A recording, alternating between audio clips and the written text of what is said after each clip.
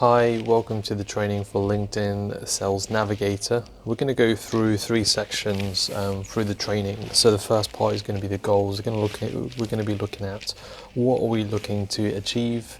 We'll move on to the relationships and how we build relationships here at Marketing Voice.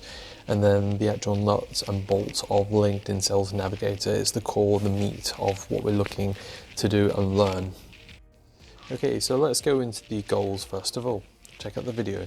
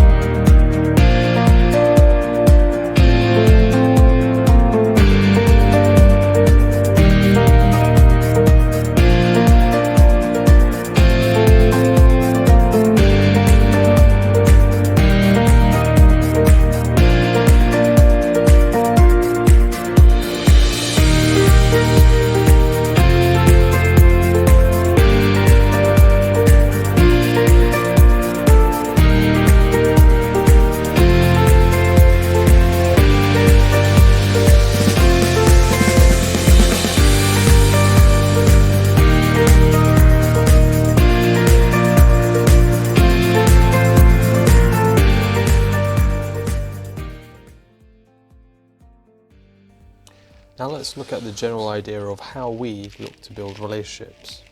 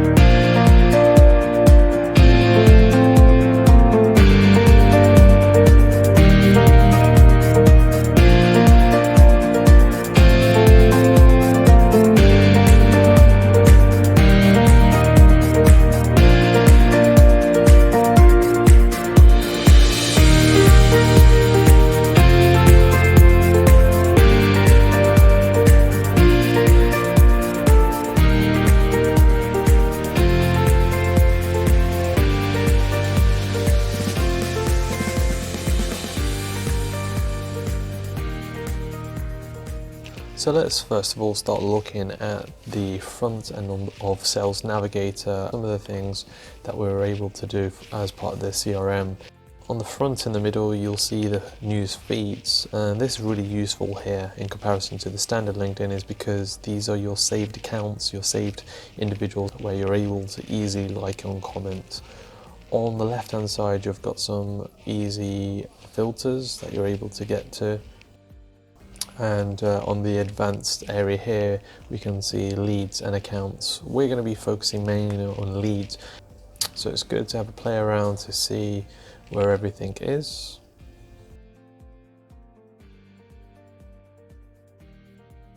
And so let's start off with searching for particular leads. We've pre-populated some of the items, the main items that we're going to be using. So you can see geography, the location. We've got industry there. I've put in legal, and at the bottom you can see the seniority. For relationships, we're going to keep it open.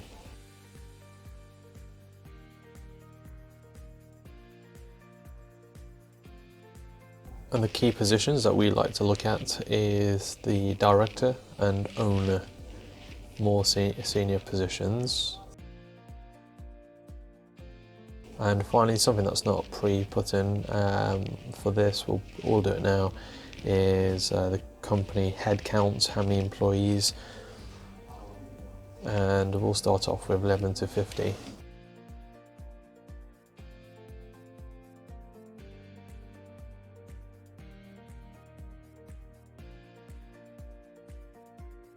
So once this is done, the leads or the individuals will come up on the right in the main section if you do need to adjust.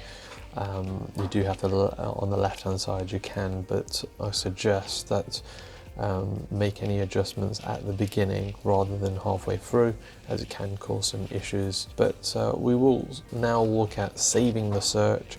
So if you do get a high volume of say 200-300 and you're not able to go through the list, then saving is useful.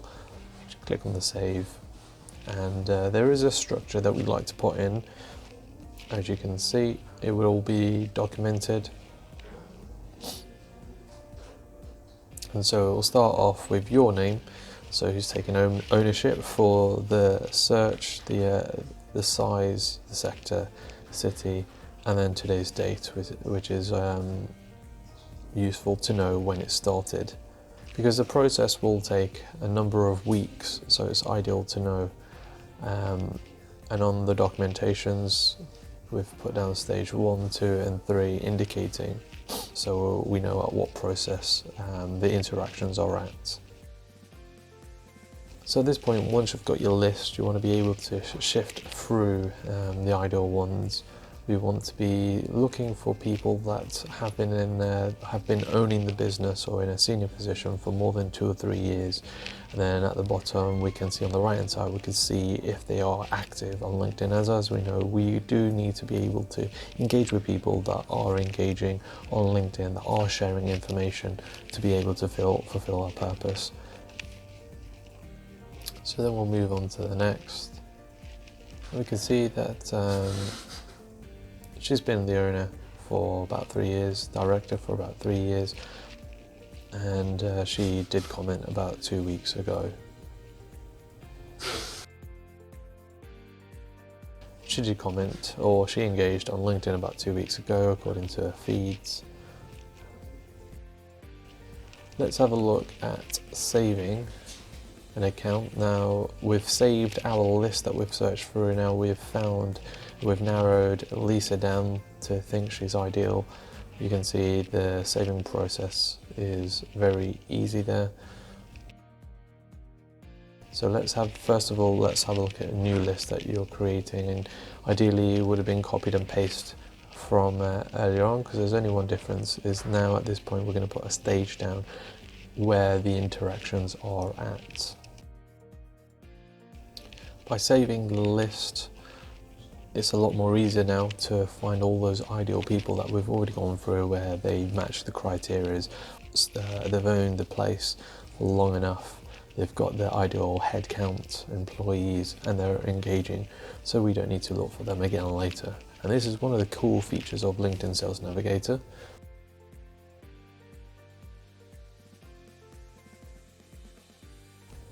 Okay, so let's continue with the list that we've found, looking for the ideal people.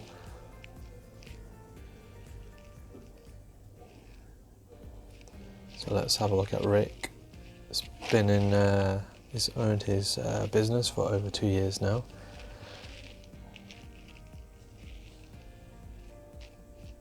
We've got a number of shared connections, which is good, so there's something to talk about. We've got people in relation, but we can see here that he hasn't engaged with LinkedIn for over 30 days.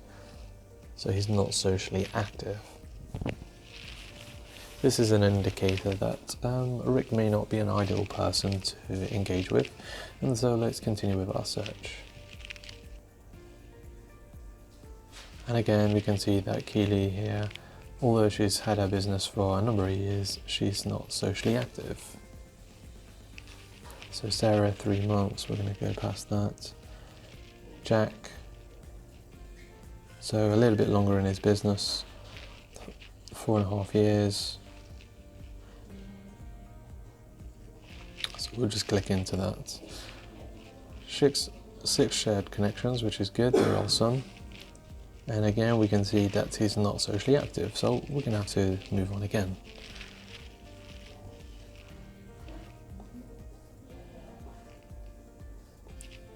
So Dale has 11 months, but we can see Duncan here with 3 years and 6 months. So let's click on here to see if we've had, if we can get a little bit more luck. We've got 10 shared connections, good. And we can see that Duncan was recently active. So what we can do is click on to see more.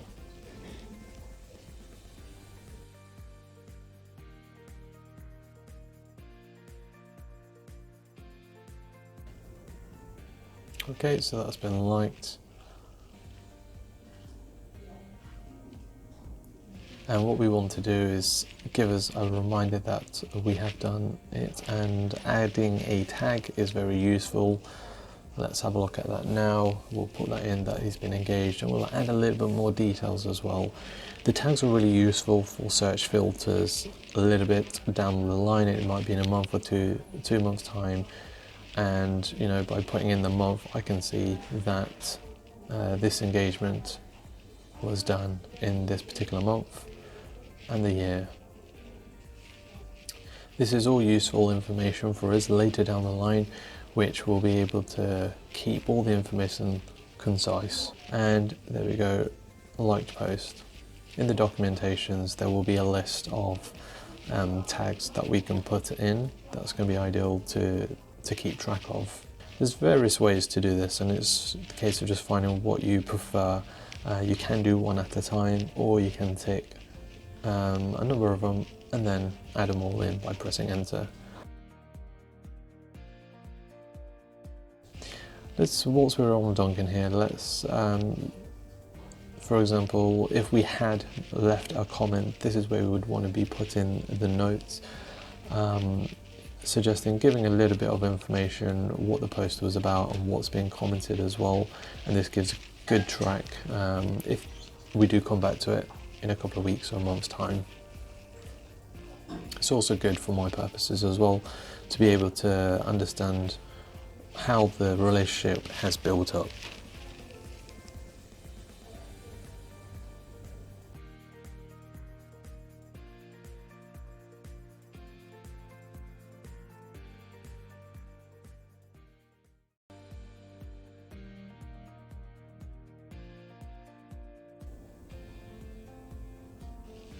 So let's have a look at saving the account.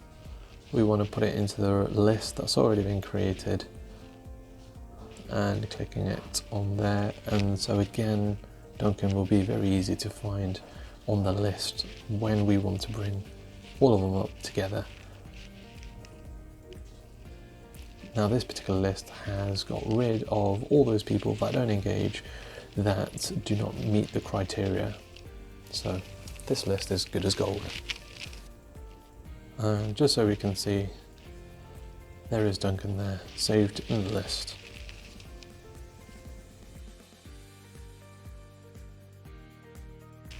So imagine that a few weeks has gone on now, we want to go back to the list. We're on stage 1, looking to go on to stage 2 now, and we want to now have a look to see if we can endorse skills. This is a great way of building the relationship. You know, we want to be able to be giving in the relationship. It's helping their LinkedIn profile as well. And so let's have a look. This can be done by going onto LinkedIn, so by going onto the profile, as you may have saw on the right hand side, clicking on the 3 dots, and then scrolling down to the bottom where it's skills and endorsement, and you can see trust. Let's give that a click, and you can click away from it, which will then take you off, and that's all saved.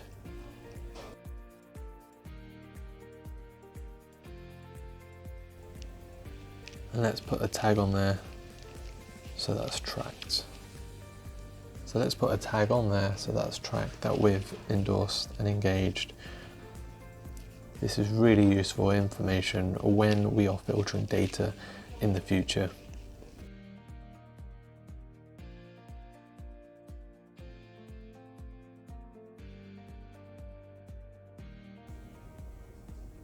So let's have a look at connecting first of all. You can do that directly on Sales Navigator. So we're happy, we're engaged, we've seen that the individual, for example Rafiq, has been onto our profile and has visited us. Now by doing it on Sales Navigator, the box for some reason is a lot narrower, which may not be ideal. There is a template. We are flexible in what you say. It does need to be relevant in terms of the previous engagement that we've had, but I found it's a little bit easier by doing it directly on LinkedIn. So let's open that up.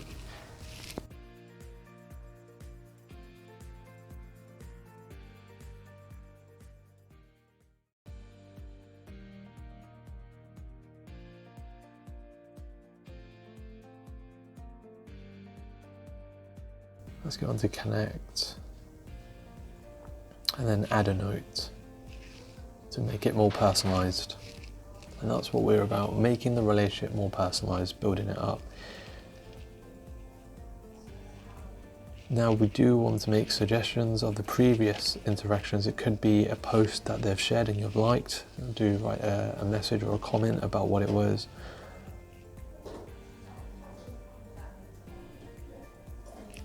And do try to come across as natural as possible.